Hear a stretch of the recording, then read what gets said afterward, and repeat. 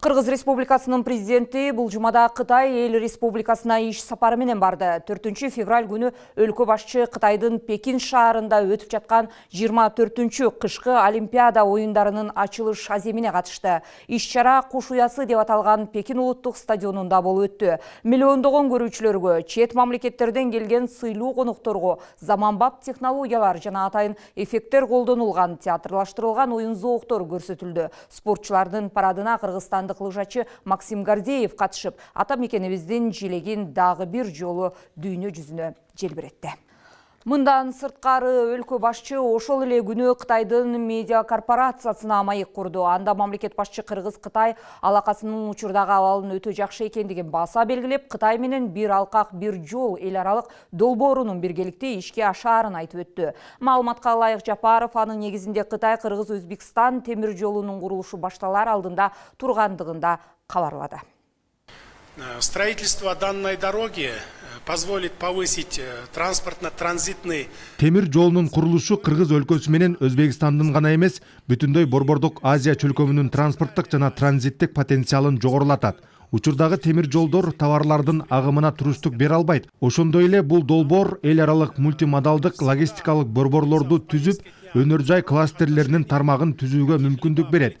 Учурда бул долбоор эки тараптуу мамилелердин күн тартибинде турат. Долбоор боюнча эч кандай саясий пикир келишпестиктер жок. Болгону 3 өлкөнүн адистери карап жаткан долбоордун техникалык аспектилерине жана финансыга байланыштуу гана маселелер бар. Биргелешкен күч-аракет менен темир жолдун курулуш иштерин баштайбыз деп ишенем. Я уверен, что совместными усилиями в ближайшем будущем мы начнем строительство данной дороги. Эгер аталган эл аралык долбоор 3 мамлекет тарабынан тең колдоо тап, тез аранын ичинде ишке аша баштаса, анда келечекте Кыргызстандын экономикасына чоң бир пайдасын берет дегендер коомчулуктарбын. Ал жол регионалдык жана дүйнөлүк мааниге ээ болуп, Перс булуңуна чыкчу жаңы соода маршрутун ачмак. Бул албетте биздин мамлекет үчүн чоң бир жетишкендик болоруна шек жок. Азыр ушул момент мен ойлойм, бул эки элдин ортосундагы ынтымакты бекемдеп, эки өлкө башчылары бир жакшы келишим түзүп, албетте бул биздин Кыргызстаныбыздын келечеги үчүн өтө жакшы нерсе. Бул арада 2022 жыл Кыргызстанда тоолордун экосистемасын коргоо жана климаттык туруктуулук жылы деп жарыяланды. Анын да өзүнө жараша актуалдуу себептери бар. Келиңиз бир аз бул багытта талдоо жүргүзүп көрөлү.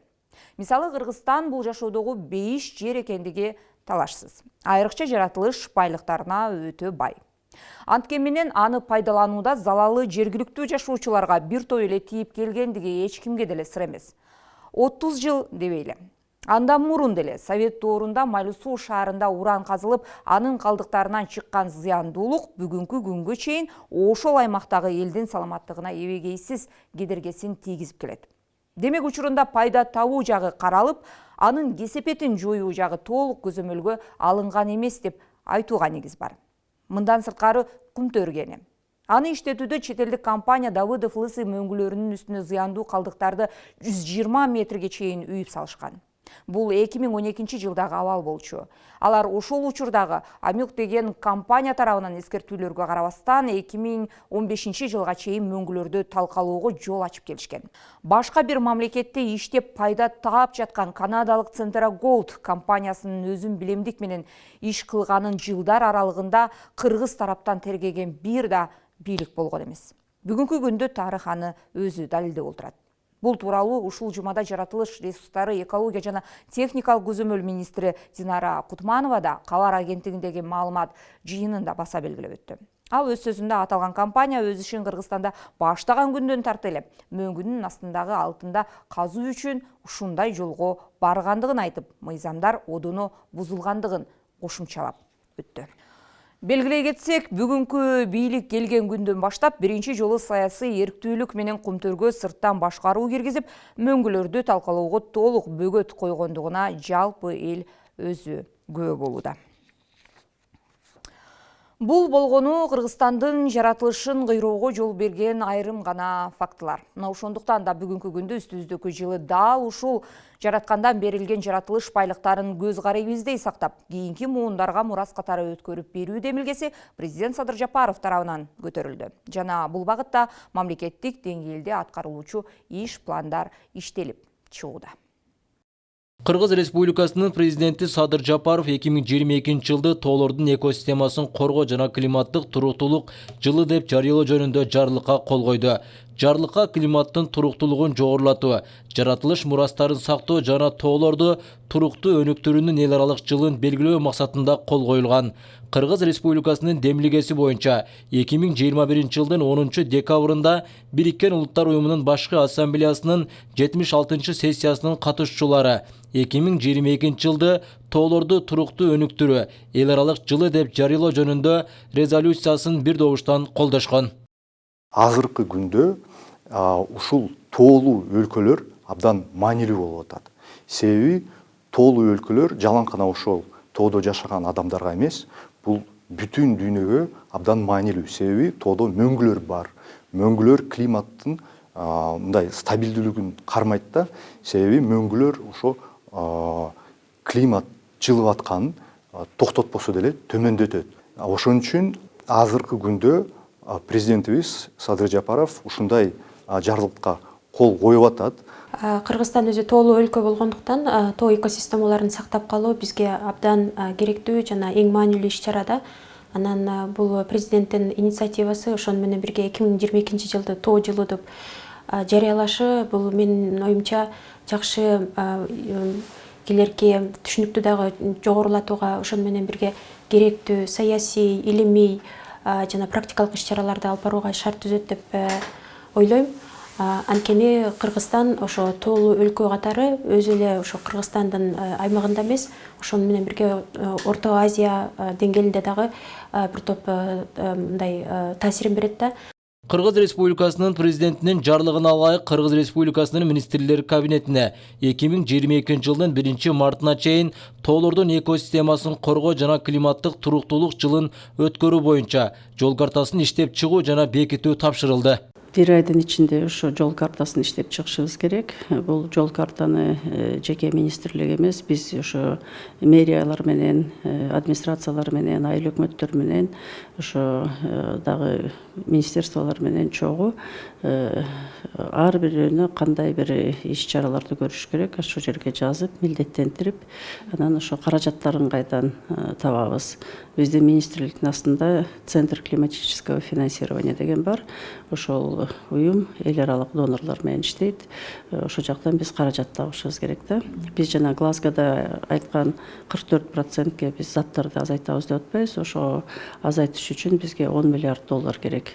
Жол картаны иштеп чыгуунун алкагында айыл чарба, энергетика, өнөр жай тармактарында экологиялык жана климаттык иш-чараларды жана долбоорлорду ишке ашыруу маселелери, ошондой эле токой чарбасын, эко-туризмди өнүктүрүү, өзгөчө кырдаалдардын кесепеттерин жоюу, эл аралык деңгээлдеги иш-чараларды, илимий практикалык конференцияларды өткөрүү каралат.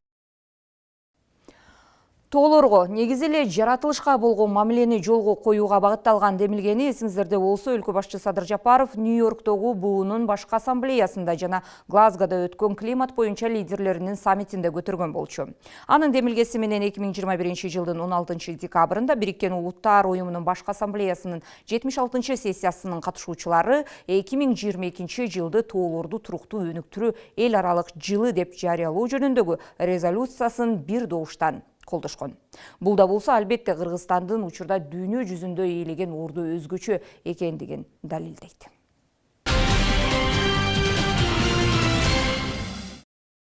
Ал эми жогорудагыдай маанилүү мамлекеттик иштерди натыйжалуу ишке ашырууда мыкты кадрлардын алып барган жумушу маанилүү орунда экендиги талашсыз.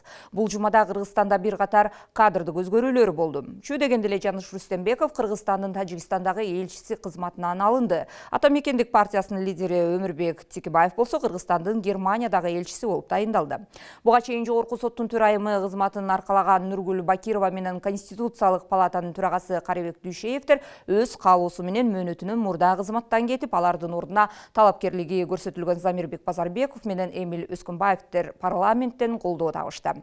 Жогорку соттун төрагасы кызматына келген Замирбек Базарбеков буга чейин 2020 жылдын аягында президенттик аппараттын соттук реформа жана мыйзамдуулук бөлүмүнүн башчылыгына дайындалган болчу. Ал эми Конституциялык соттун башчылыгына келген Эмил Өскүнбаев болсо буга чейин аталган соттун төрагасынын орун басары кызматын аркалап келген. Эң башкысы, ким кайсы кызматты аркалабасын, башкы орунда мекенге болгон сүйүү жана ага ак кызмат кылуу ниети болушу керек. Мына ошондо гана жасаган иштери коом үчүн пайдалуу болоруна шек жок.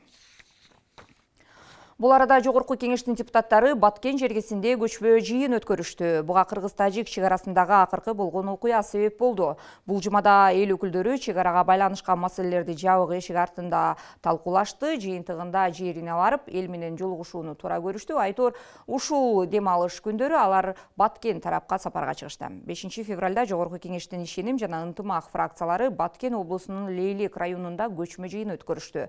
Жыйында аталган облустун өзгөчө макамы жөнүндөгү мыйзамдын аткарылышы, өткөн жылдын апрель айынын соңундагы куралдуу жаңжалдан кийин кайра калыбына келтирүү иштерин жүрүшү талкууга алынды.